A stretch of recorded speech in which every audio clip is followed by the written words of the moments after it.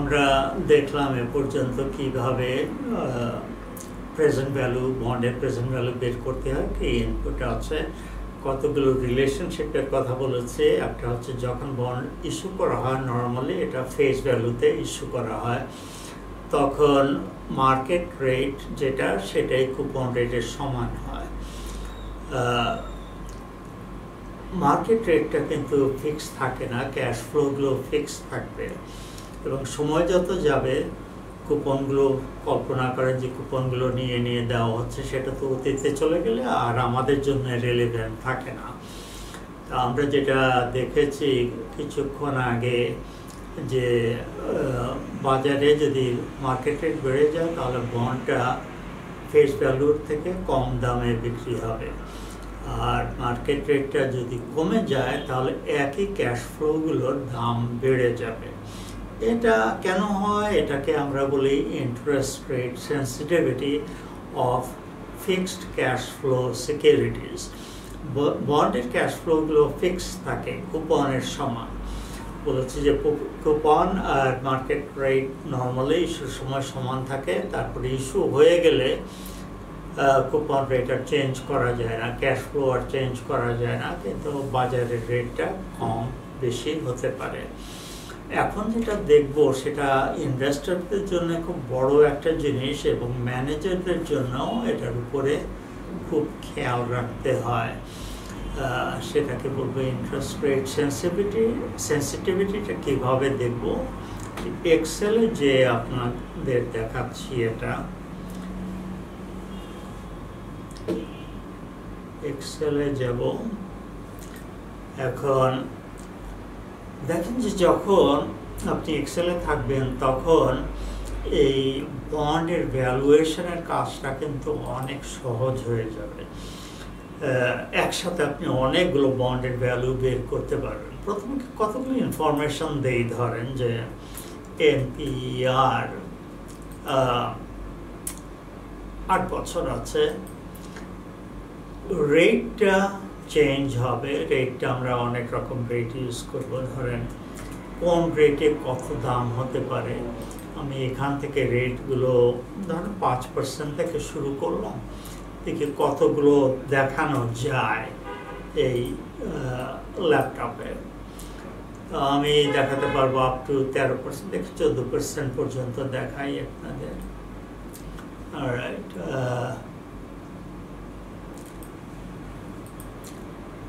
আর কি দরকার? আমার পেমেন্ট দরকার। পেমেন্টটা হবে কুপনের সমান। কুপনটা আমরা জানতে পারবো যে ওটা লেখা থাকবে বন্ড সার্টিফিকেটে এবং যে রেটটা লেখা থাকবে সেটার উপরে আমরা কুপনটা হিসাব করব। তো মনে করেন যে পেমেন্ট কুপন এটা আছে 7%। 7% যদি হয়, যখন বন্ডটা ইস্যু করা হয়েছিল তখন প্রত্যেক বছর আপনার 70 টাকা করে দেওয়ার কথা। এখনো 8 বছর বাকি আছে। ম্যাচুরিটি ভ্যালু এটা 1000 টাকা। তাহলে আমার 4টা ইনফরমেশন কিন্তু হয়ে গেল। এনপিআর রেট আমরা অনেকগুলো দেখব, পেমেন্ট 70 টাকা এটা ফিক্স থাকবে, আর ম্যাচুরিটি ভ্যালু 1000 টাকা এটা ফিক্স থাকবে। এটার ইন্ট্রিনসিক ভ্যালু বা ফেয়ার ভ্যালু কত হবে? আমাদের প্রত্যেকবার আলাদা করে হিসাব করতে হবে না, আমরা যদি এই রেটগুলোকে রেফারেন্স করি, কেমন? তো তাহলে ফর্মুলায় যে আমি প্রেজেন্ট ভ্যালু বক্সটা নেই, আমি বিভিন্ন রেটে করব, সেই জন্য আমি এটা সেট রেফারেন্স করে দিচ্ছি। নাম্বার অফ পিরিয়ড আছে 8, পেমেন্ট আছে 70, আর ফিচার ভ্যালু আছে এই দুটো আমি নেগেটিভ দিই। পেমেন্টটা দিই নেগেটিভ 70 আর ফিচার ভ্যালুটা দিই নেগেটিভ 1000। তাহলে এই বন্ডের প্রাইস বাজারের রেট যদি 5% নেমে আসে হবে 1129.26। কেমন? এটা এক্সপেক্টেড, কারণ 7% কুপন রেট যে ক্যাশটা দেবে 70 টাকা, এটা 5% থেকে বড়। তার মানে বন্ড যখন ইস্যু করা হয়েছিল তখন সম্ভবত রেট ছিল 7%, এখন রেট যদি 5% হয় তাহলে কমে আসছে। বন্ডের দাম বেড়ে যায় যখন রেট কমে যায়। আমাদের তাহলে এইখানে 7% হলে আমরা 1000 টাকা এক্সপেক্ট করব। এটা এক্সপেক্ট করব লেস দেন মোর দেন 1000 টাকা, আর এইদিকে সব হবে লেস দেন 1000 টাকা। একবার যখন আপনি এটা করবেন, আপনি জাস্ট এটা করতে পারেন। তাহলে আমি সবগুলো দাম পেয়ে গেলাম। এটা একটু মুশকিল হতো, এটা পুরো দেখতে পাচ্ছি না, বাট এটাই এক্সপেক্টেড যে রেট যত বাড়বে বন্ডের ভ্যালু তত কমে যাবে। এখন ইন্টারেস্ট রেট সবচেয়ে বেশি বেড়ে কত হতে পারে? হয়তো যদি 20% পর্যন্ত ধরি, 20%, তাহলে 20% আমি যেহেতু একই ধারায় নেই, এটা যখন শো করবো ওটা বাদ দিয়ে করবো, শুধু আপনাদের এই দামটা দেখাতে চাচ্ছি যে বন্ডের ভ্যালু এর থেকে নিচে যাওয়ার সম্ভাবনা নেই বললেই চলে। যদি আমি মনে করি যে 20% রেট ইন্টারেস্ট রেট বাজারে হাইলি আনলাইকলি। কেমন? এখান থেকে আমি এই মেসেজটা পাচ্ছি যে ইন্টারেস্ট রেট বাড়লে বন্ডের দাম কমে যায়। এইখানে আমাদের বেসিক কেস ছিল যে যখন ইস্যু করা হয়েছিল তখন বন্ডের বা মার্কেটের রেট ছিল 7%। তো এইখানে আমরা দেখলাম যে যত হচ্ছে আপনার রেট বেড়ে যাচ্ছে ততই বাজারের বন্ডের দাম কমে যাচ্ছে। এটা আমরা দেখাতে পারি, একটা চার্টে দেখাতে পারি, বেশি সময় নেব না। লাইন চার্ট করে এইরকম চার্টে ক্লিক করব। এখন আমাকে ডেটা সিলেক্ট করতে হবে।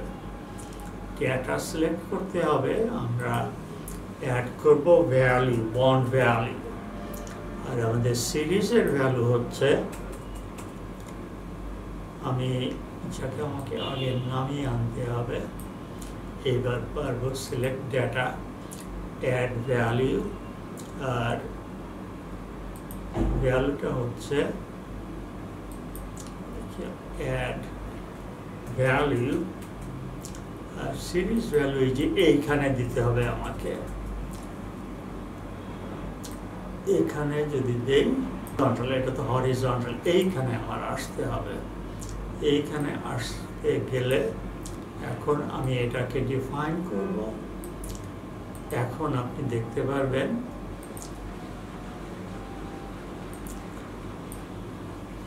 রেটগুলো 5 থেকে 14% পর্যন্ত। এইখানে হবে আমার পার ভ্যালু 7% হবে পার ভ্যালু। এইখানে আছে প্রিমিয়াম। রেট যত বাড়তে থাকবে এই পয়েন্টের পরে দাম কমতে থাকবে বন্ডের। এটা এসে হয়েছে আপনার 680 টাকা মতো, হয়তো এরকম কিছু আছে ওখানে, 675 টাকা। আপনাদের বিভিন্ন রেট যখন বাড়ে কমে তখন আমরা বুঝতে পারি যে ফেয়ার ভ্যালু বা ইন্ট্রিনসিক ভ্যালু কত হবে। এটা সবসময় কিন্তু কমতে থাকবে।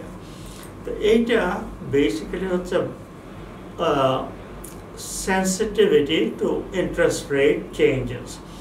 মনে রাখবেন যে ক্যাশ ফ্লোগুলো কিন্তু চেঞ্জ হচ্ছে না, টাইম চেঞ্জ হওয়ার সাথে ক্যাশ ফ্লোর নাম্বারটা কমে যাচ্ছে। বাজারের রেটটা কিন্তু বাড়তে পারে, কমতে পারে।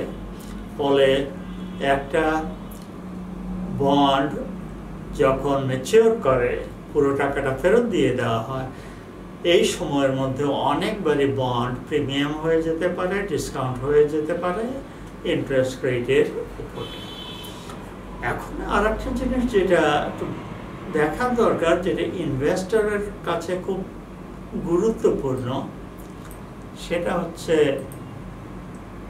যে কোন ধরনের বন্ডে আপনার ইন্টারেস্ট বেশি ফ্লাকচুয়েট করে, বড় থেকে কমে যায়, আর কোনটায় এই ফ্লাকচুয়েশনটা কম হয়। তো সেটা হচ্ছে বন্ডের লাইফ নিয়ে। এটাকে আমরা বলি লং বন্ড যদি অনেক দিন বাকি থাকে, শর্ট বন্ড যদি বেশি বাকি না থাকে, 3-4 বছর বাকি থাকে।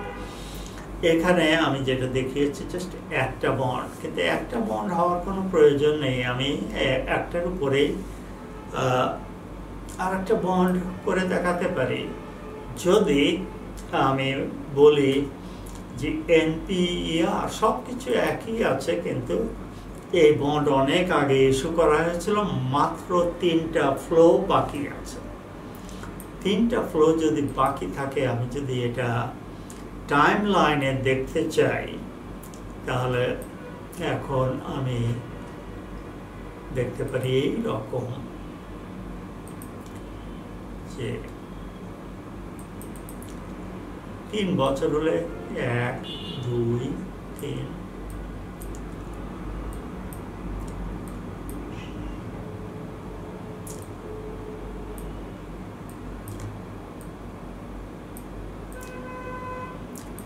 একই বন্ড হতে পারে। তার মানে আমরা এখানে আগে দেখেছিলাম যে পেমেন্ট 70 টাকা, শুধু এই নাম্বারটা চেঞ্জ করব। ম্যাচুরিটি যদি এত হয়, তাহলে এটা এসে আপনার দাঁড়াচ্ছে বেশি ক্যাশ ফ্লো নেই। আগেরটায় 7 বছরের ক্যাশ ফ্লো ছিল, 7টা 100 টাকা ছিল, এখন মাত্র 3টা 100 টাকা আছে। আর এইখানে এসে পাওয়া যাবে 1000 টাকা। এখানে যেহেতু বেশি ক্যাশ ফ্লো নেই, সেহেতু এটা রিস্ক কম। আগেরটা 7 বছরের ক্যাশ ফ্লো সবটাই ইম্প্যাক্টেড হতো, এখানে মাত্র 3 বছরের ক্যাশ ফ্লো। এটা 3টা ক্যাশ ফ্লো ইনফ্লুয়েসড হবে বাই ইন্টারেস্ট রেট। এই 3 যদি হয়, তাহলে বন্ডের ভ্যালু কত হবে? আমরা যদি আবার ফর্মুলায় যাই, ফাইন্যান্সিয়াল প্রেজেন্ট ভ্যালু করি, আমাদের এখন রেট আমরা এখান থেকেই নেব। নাম্বার অফ পিরিয়ড কিন্তু 3 এখন। Payment 70, future value 1000। এটার দাম এসে দাঁড়াচ্ছে 673। একটা কিছু ভুল হয়েছে, এটা তো নেগেটিভ 1000 হবে, সেই জন্য ভুল হয়েছে। কারণ আমার এক্সপেকটেশন যেহেতু রেট এটা 5%, এটা প্রিমিয়াম বন্ড হতে হবে।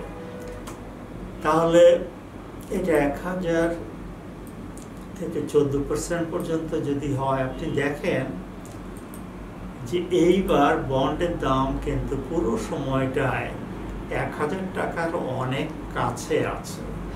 এইটায় fluctuation range from this point to this point. আমি যদি এখন অন্যটা অ্যাড করি, আমার বক্সটা আসার কথা, আমি যদি সিলেক্ট ডেটায় যাই, আমি এবার দেব এটাকে, যদি বলি ভ্যালু টু আইডেন্টিফাই করতে হবে নাম্বারগুলো, অ্যাড ভ্যালু শর্ট বলি, ভ্যালু শর্ট বন্ড। এখানে আমার ক্যাশ ফ্লোগুলো হচ্ছে এই কটা। এখন দেখতে পাচ্ছেন যে এইবার বন্ডের ভ্যালু চার্টটা অনেকটা ফ্ল্যাট, তাই না? আর এই রেঞ্জটা দেখতে পাচ্ছেন, এইটার রেঞ্জ হচ্ছে এইখান থেকে এই পর্যন্ত। এই রেঞ্জ, অল্প একটু রেঞ্জ, আর এইটা রেঞ্জ হচ্ছে এইখান থেকে এই পর্যন্ত, এই পরিমাণ। তাহলে এখান থেকে কি শিখলাম আমরা? আমরা জানতে পারলাম যে বন্ডের যদি অনেক ক্যাশ ফ্লো বাকি থাকে, ফিউচারে ডিউ থাকে, তাহলে অনেক cash flow expose to interest rate changes. এটা ফ্লাকচুয়েশন এর রেঞ্জটা বাড়িয়ে দেবে। আর যদি অল্প ক্যাশ ফ্লো থাকে তাহলে অল্প রিস্ক আছে। এটাকেই আমরা ইন্টারেস্ট রেট রিস্ক বলি। অ্যাটলিস্ট একটা সাইড হচ্ছে ইন্টারেস্ট রেট রিস্ক। সময় বেশি নেই, ক্যাশ ফ্লো বেশি নেই, ইন্টারেস্ট রেট চেঞ্জ হলে ইম্প্যাক্ট করবে অল্প কটা ক্যাশ ফ্লোকে, ফলে আমার বন্ডের ভ্যালুটা ফেস ভ্যালুর কাছাকাছি থাকবে, খুব বেশি চেঞ্জ হবে না। আপাতত এখানেই শেষ করছি। Thank you. আবার ফিরে আসবো শিগগির। আপনারা যারা আমার সাথে ইউটিউব চ্যানেলে সংযুক্ত হয়েছেন তাদের ধন্যবাদ জানাচ্ছি। আমি প্রত্যেক শুক্রবার আর সোমবার আপনাদের সামনে হাজির হব। মাঝখানে যে সময় থাকবে সেই সময়ে আপনারা ভিডিওগুলো দেখবেন, এবং যদি কোনোটা বুঝতে অসুবিধা হয় আপনাদের যথেষ্ট সময় থাকবে বারবার দেখবেন। কোনো প্রবলেম যদি মনে করেন যে ঠিক বুঝতে পারছেন না, মেসেজ দেওয়ার চেষ্টা করতে পারেন আমাদের। কিন্তু একটু সবসময় একটু প্র্যাকটিসের মধ্যে থাকতে হবে। আশা করি আপনারা প্র্যাকটিসের মধ্যে থাকবেন। আবার দেখা হবে সামনে খুব শীঘ্রই। Thank you.